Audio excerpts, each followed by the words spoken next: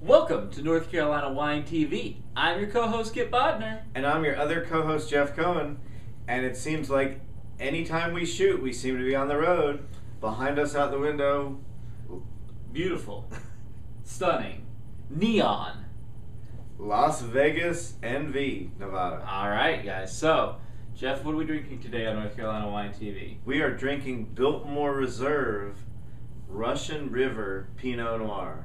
So that means that this wine is from Biltmore Winery, Nashville, North Carolina. But the fact that it's Russian River Valley Pinot Noir means that the grapes were actually from California, Right. but the wine itself was made in North Carolina. Yeah. So this is a North Carolina and California wine Mhm. that we're having today, okay? Yeah, and as we know, Biltmore makes an awful lot of wine. A lot Mhm. of it, they have some estate wine, but they also make a lot of wine with grapes from other regions. places. Yeah, absolutely. And this is part of the Biltmore Reserve line. It's a 2008, Okay. fairly solid year for Pinot Noir in California, so should be pretty good. Anything else we should know about the wine? I think only that the wine was provided to us by the Biltmore for our review. Oh, awesome. Okay. So we'll get into this fun looking packaging, very like formal and Biltmore-y on the... Right, and one of the things about Biltmore is they have so many different types of wine. It gets kind of hard to keep up with the packaging. That's true. They're all very different packaged. Right, but this is their packaging for their reserve line. Yeah. Yep. Okay. Awesome. So let's give this a smell. Okay. So I will say it's actually a little dark for a Pinot Noir. Okay. It's a little dark for Pinot Noir.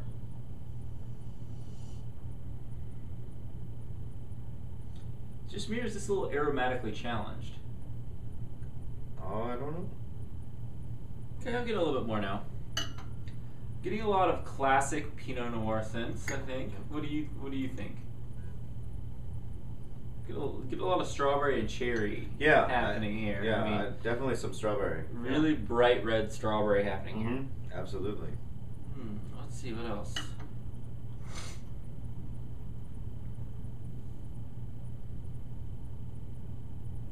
Strawberry. Almost like there's a sweetness to it. It almost smells like pipe tobacco or like some type of like sweet smoky scent that you would kind of associate with maybe a certain type of tobacco or something like that. Okay. I think those are the two dominant scents. Want to give this a try? Sure.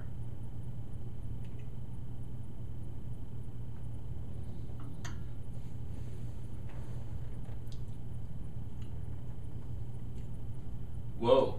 Yeah, it's very tannic.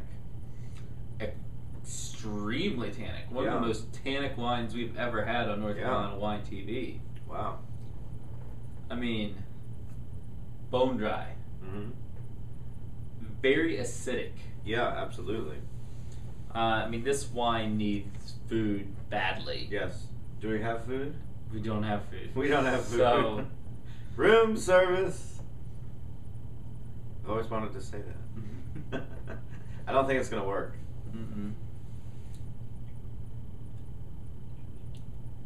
So, it's a little strawberry action. It then goes into a lot of oak, it feels like, right? Like, it's very heavy on the cocoa-y, coffee-y, oaky, not in a good way. And something that I would say is the initial sip really got me because it was so tannic, but subsequent sips are not as bad, right? Not as strong. Not as tannic. Exactly. It's almost as if my tongue is primed for it a little bit. Right. Yeah. Still, I think. But I'm not getting a lot out of it. Standalone, I'm not big on this wine. It's very well made. It's pretty well balanced. Not too much alcohol-y. I think it is extremely acidic and slightly over oaked.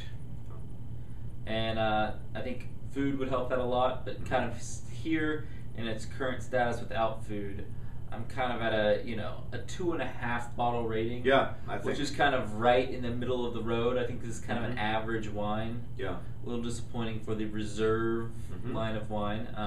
Definitely respectable, definitely drinkable. Just Right, and it's not very approachable.